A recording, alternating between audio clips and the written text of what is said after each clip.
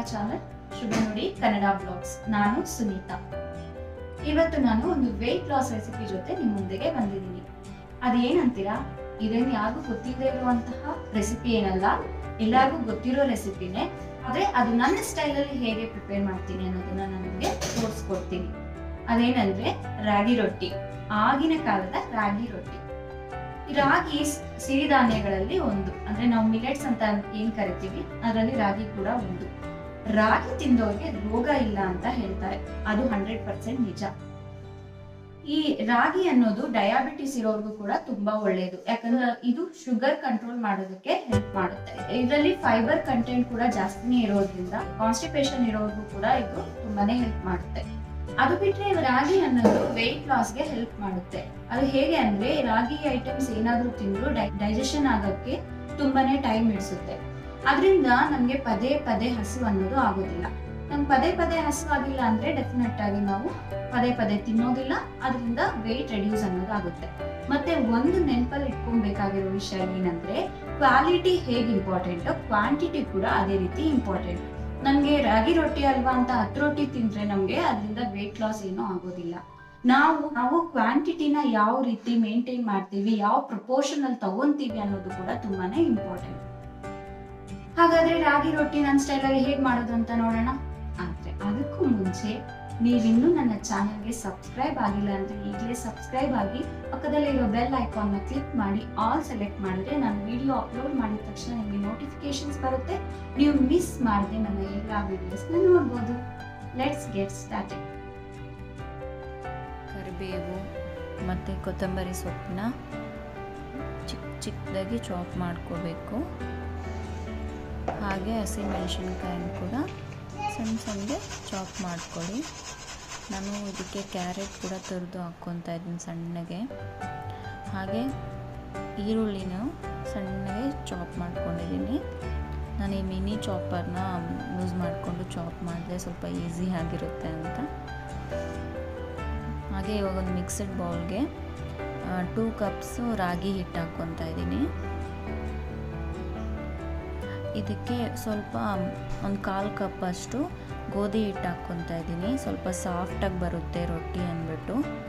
ಎಷ್ಟು ತೆಳ್ಳಗೆ ಬೇಕಾದರೂ ನಾವು ರೊಟ್ಟಿನ ತಟ್ಕೋಬೋದು. ಹಾಗೆ ಇದಕ್ಕೆ ಸ್ವಲ್ಪ ಜೀರಿಗೆನ ಹಾಕ್ಕೊತಾ ಇದ್ದೀನಿ, ಇದು ತುಂಬ ಒಳ್ಳೆಯದು ಆರೋಗ್ಯಕ್ಕೆ. ಹಾಗೆಯೇ ಸ್ವಲ್ಪ ಸಾಲ್ಟು. ಹಾಗೆ ಇದಕ್ಕೆ ಕಟ್ ಮಾಡಿ ಇಟ್ಕೊಂಡಿರೋ ಕರಿಬೇವು, ಹಸಿಮೆಣಸಿನ್ಕಾಯಿ, ಕ್ಯಾರೆಟ್, ಕೊತ್ತಂಬರಿ ಸೊಪ್ಪು ಮತ್ತು ಈರುಳ್ಳಿ ಎಲ್ಲವನ್ನು ಆ್ಯಡ್ ಮಾಡಿ ಚೆನ್ನಾಗಿ ಮಿಕ್ಸ್ ಮಾಡಿ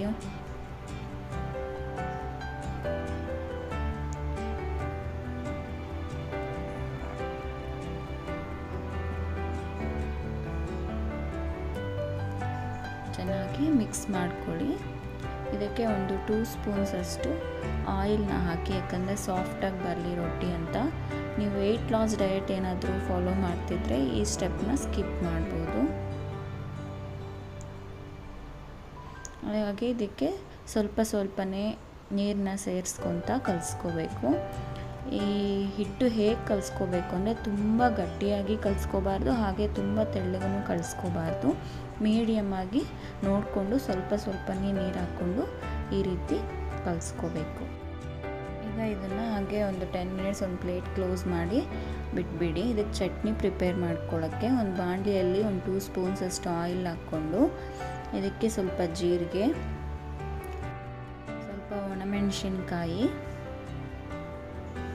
ಬೆಳ್ಳುಳ್ಳಿ ಮತ್ತು ಈರುಳ್ಳಿನ ಸೇರಿಸಿ ಚೆನ್ನಾಗಿ ಮಿಕ್ಸ್ ಮಾಡ್ಕೊಳ್ಳಿ.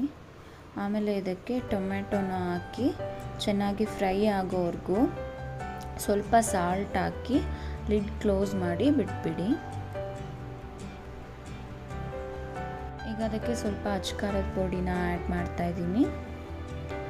ನಿಮಗೆ ಖಾರ ಎಷ್ಟು ಬೇಕೋ ಅಷ್ಟು ನಿಮ್ಮ ಇಷ್ಟ.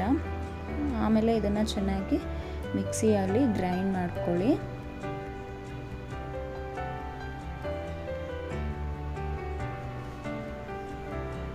ಗ್ರೈಂಡ್ ಮಾಡಿಕೊಂಡ್ರೆ ಟೇಸ್ಟಿ ಚಟ್ನಿ ರೆಡಿ. ತುಂಬ ಟೇಸ್ಟಿಯಾಗಿರುತ್ತೆ. ಡೆಫಿನೆಟಾಗಿ ಟ್ರೈ ಮಾಡಿ ನೋಡಿ. ಈಗ ಒಂದು ತವಾನ ಹೀಟ್ಗೆ ಇಟ್ಕೊಳ್ಳೋಣ.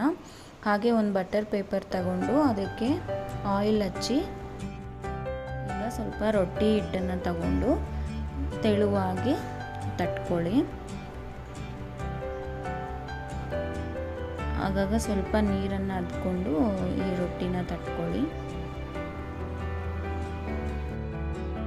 ಈಗ ತವಾಗೆ ಸ್ವಲ್ಪ ಆಯಿಲ್ ಅಪ್ಲೈ ಮಾಡ್ಕೊತಾ ಇದ್ದೀನಿ.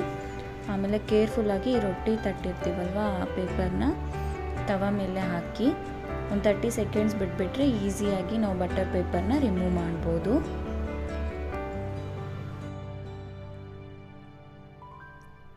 ಸ್ವಲ್ಪ ಆಯಿಲ್ ಅಪ್ಲೈ ಮಾಡ್ಕೊತಾ ಇದ್ದೀನಿ. ನಿಮ್ಗೆ ಬೇಡ ಅಂದರೆ ನೀವು ಲಿಡ್ ಕ್ಲೋಸ್ ಮಾಡಿ ಹಾಗೆ ಸ್ಟೀಮಲ್ಲಿ ಕುಕ್ ಮಾಡ್ಕೋಬೋದು. ರೊಟ್ಟಿ ಎರಡು ಕಡೆ ಚೆನ್ನಾಗಿ ಸುಟ್ಕೋಬೇಕು. ನೋಡಿ ಎಷ್ಟು ತಿನ್ನಾಗಿದೆ ಗೊತ್ತಾ ರಾಗಿ ರೊಟ್ಟಿ, ಅಂಡ್ ಆಲ್ಸೋ ಸಾಫ್ಟ್ ಆಗಿದೆ ತುಂಬಾನೇ. ನೋಡಿ ಈ ತರ ಫೋಲ್ಡ್ ಮಾಡಿದ್ರೆ ಫೋಲ್ಡ್ ಆಗುತ್ತೆ. ಈ ತರ ಟ್ರೈ ಮಾಡಿ ನೋಡಿ, ತುಂಬಾ ಟೇಸ್ಟಿ ಆಗಿದೆ ಅಂಡ್ ಹೆಲ್ದಿ ಕೂಡ ಹೌದು. ಓಕೆ, ಹಾಗಾದ್ರೆ ಈ ವಿಡಿಯೋ ನಿಮ್ಗೆ ಇಷ್ಟ ಆಗಿದೆ ಅಂತ ಅನ್ಕೊಂತಾ ಇದ್ದೀನಿ. ಒಂದ್ ವೇಳೆ ಇಷ್ಟ ಆಗಿದ್ರೆ ಲೈಕ್ ಮಾಡಿ, ಶೇರ್ ಮಾಡಿ, ಸಬ್ಸ್ಕ್ರೈಬ್ ಮಾಡೋದು ಮಾತ್ರ ಮರಿಬೇಡಿ. ನಿಮ್ಮನ್ನ ನನ್ನ ನೆಕ್ಸ್ಟ್ ವಿಡಿಯೋಲಿ ಮೀಟ್ ಆಗ್ತೀನಿ. Until then take care.